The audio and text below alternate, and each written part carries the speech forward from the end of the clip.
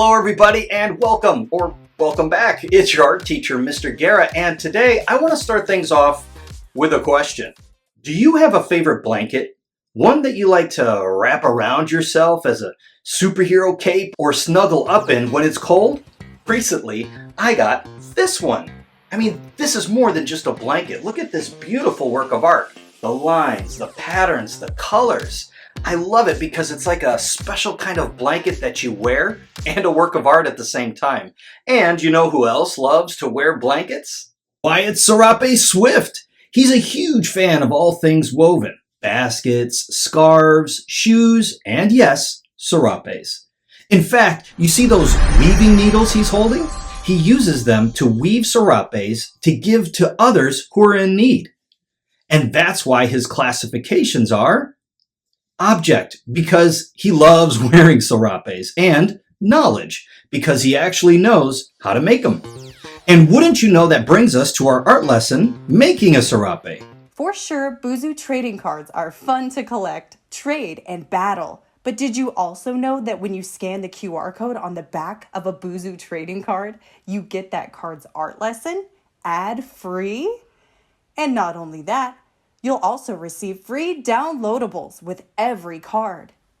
For this project, you will need a sheet of paper, paper towel, a paintbrush, a paint palette, a water container, scissors, paint, and don't forget to lay something down onto your work surface to protect it from paint. For this project, I'm going to be using newspaper. You can find a link for all of these art supplies in the description below. Now that we've got all of our supplies out, we're ready to get started. But first, today's Buzu trading card is made possible by the generous support of our friends and backers over at patreon.com/BuzuCards. Here, our Buzu Bunch will find access to our blog, behind-the-scenes updates, digital downloads, original artwork by Mr. Guera, and even gain access to our vault, inside which you'll discover Buzu cards you won't find anywhere else. Weaving is the act of creating fabric by interlacing two or more threads called a warp and a weft. By hand, there are a few different types of weaving, like knitting, crocheting, felting, braiding, or plaiting. There are also devices called looms, which can produce fabric on a larger scale. Looms themselves have been around for a very long time and go way back to about 4000 BC, making this an art form that is literally woven throughout history. All right, so with your paper landscape on top of your surface, that means the longest sides are on the top and the bottom. We're going to go ahead and get started with our paints. I have a black paint, I've got a white, and I chose blue because that matches my paper.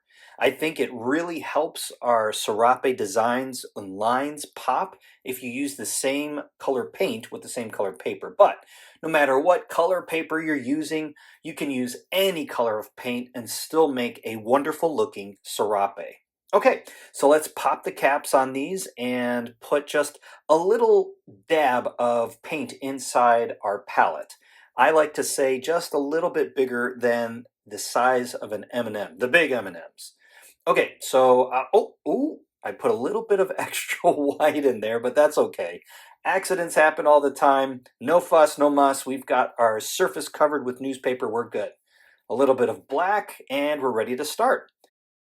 Now, the most important part about the paintbrush as far as this project goes is that if you want to make thin lines, you should hold the paintbrush pretty much straight up and down, just using the very edge, the very tip of the bristles on the paintbrush to paint a line. But if you want thick lines, hold it at an angle and drag the paintbrush down at its widest point.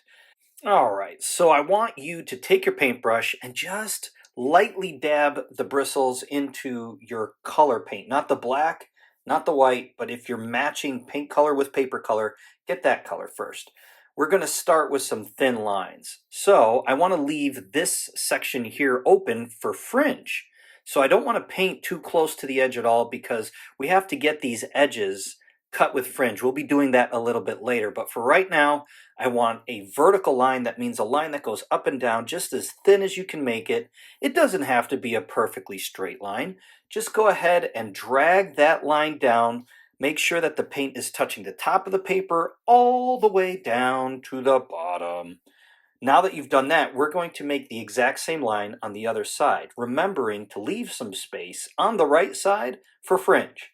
So here we go. I'm holding the paintbrush straight up and down, dragging it slowly.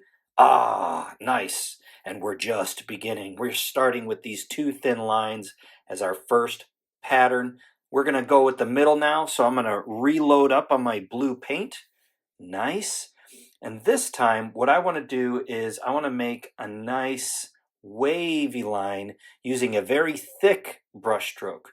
So I'm turning the paintbrush ever so slightly, and I'm just dragging it so that the widest side of the paintbrush bristles are touching the paper. Now, sometimes you run out of paint as you're dragging the paintbrush along your paper. So if that happens, easy enough, just reload. We gave ourselves the correct amount of paint, making sure that we're not going to waste anything. And remember, anytime that we're going to do a line today for this serape, we're going to try to do two of them.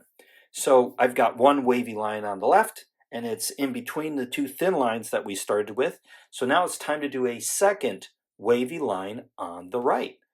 Oh, this is looking great. And of course, you don't want to have any missing spaces in your wavy line or any of your lines, really. So don't be afraid to add a little bit of extra paint on your paintbrush and make this artwork pop. Make those lines complete. Wonderful. All right, so I think we're done with the blue for now. I'm going to grab my water container and I'm going to just drag the bristles of my paintbrush on the bottom of the cup. That's going to evenly get all of the paint off the brush and keep it nice and clean so that we don't accidentally mix colors on our next application. You also want to have a piece of paper towel handy to dry off those bristles so you give yourself a nice dry brush to dip into black, which is what we're going to be using next. Now we're going to do the same thing. With your black paint, or whatever color you might be using this time around, I want you to practice again, dragging the brush on its edge with a vertical line that starts from the top, goes all the way to the bottom, making sure that the line touches the top of the paper and the bottom of the paper. It's always okay if it gets on your newspaper or whatever you're covering up your surface with. It's the whole reason why we put it there. And just make sure that these lines look fantastic. Okay, now it's time to put the very center line on your serape. Let's try a zigzag line, and we're going to drag our brush with these short diagonal lines and go from the bottom this time all the way up to the top, right in the center between your wavy lines with your black. Make sure you're taking the time you need to make that line nice and thick, and as always, make sure that line touches both the bottom of the paper where you start and the top where you finish. Let's keep using this black paint, and I really do like the way this thick line works, so how about a dashed line that goes vertically up the paper? That's a different kind of line. We've done thin, we've done wavy, zigzag, dashed looks great too. So right in between the wavy line and those two thin lines on the outer edges of your serape, let's put a dashed line. And just like we did with the blue paint, we need to clean our brush before we use the white paint. So I'm going to drag my brush along the bottom of my water container. And look, it's making the water kind of a dark bluish gray color. I love mixing paint colors while I'm cleaning my paintbrush. It makes the water turn into cool colors. Don't forget to clean it off using the paper towel. Now before we continue, it's time for another fun fact. Alrighty, it's time to talk about this lesson's featured artist. Her name is Daisy Togolchi.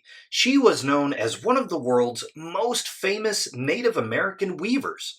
Her weaving style was so prolific that her creations are considered tapestries. A tapestry is when a woven work is so well done that instead of being a rug or something to wear, it is regarded as a work of art to be admired for its incredible quality. Daisy Togglechee's amazing tapestries and beautiful works of woven wonder were so highly regarded that they've been placed on a United States postal stamp. What an honor! Okay, it's time to get back to the art lesson. It's now time to use our white paint, and I think to help our serapes look as though they are actually woven instead of sheets of paper that are painted on, let's add some more very thin dashed lines. We're going to start by outlining the heavy, thick stroke, that black zigzag right in the middle. We're going to outline that on either side with some very thin white dashed lines. And then I'm going to find a spot in between the thick dashed black lines and the thin black line and put a dashed white line in between those. You've probably already noticed that I've put the video in fast forward motion, so always remember that if you need more time or you need me to slow down, hit that pause button. Give yourself the opportunity to catch up, and then once you're caught up with the video, hit play again. I think my serape needs 2 more wavy lines, so I'm going to dip my brush in the white paint and put those wavy lines on nice and thick right next to my thick blue wavy lines. And of course, once I'm done, it is time once again to clean my brush. I got to get this white paint off these bristles by dragging the brush back and forth along the bottom of my water container. And of course, be sure to dry that brush off using your paper towel. Nice. Now that we're all done with the painting part of this project, let's go ahead and let our serapes dry because it's time for our third fun fact. Serapes are among the finest woven fabrics created in the Americas. They're known for their durability and usefulness. They're used by both men and women, boys and girls, to keep themselves warm when it's cold, for cover when it rains, or as a cozy blanket. Serapes are also ideal for life on horseback, which is why artists often paint cowboys wearing these colorful garments. Hey parents! Book your favorite artist a one-on-one virtual art lesson with Mr. Guera. Request a specific art lesson or get help designing your custom Buzu character. Just head to superprof.com to reserve your time with Mr. Guera today. Link in the description below. Now that your serape painting is dry, it's time to make fringe. Get out your scissors and let's cut into the sides of our serape paper at about the length of your pointer finger on both sides. Space them apart as evenly as you can, and voila, you've got fringe. And there you have it. Your serape is officially done. Great job. We certainly have blanketed the topic of serapes pretty well, and we also wove in a couple of fun facts along with making our magnificent masterpieces. I hope you had fun, and I want to thank you so much for spending this time with me. I've been Mr. Guera, and I will see you next time. Bye. Suddenly sensing that serapes are super sweet? Well, check out Mr. Guera Reads The Serape, a story by Wayne Lopez. Link in the description below. Don't forget your bonus Buzu content of printable downloads. Link in the description below.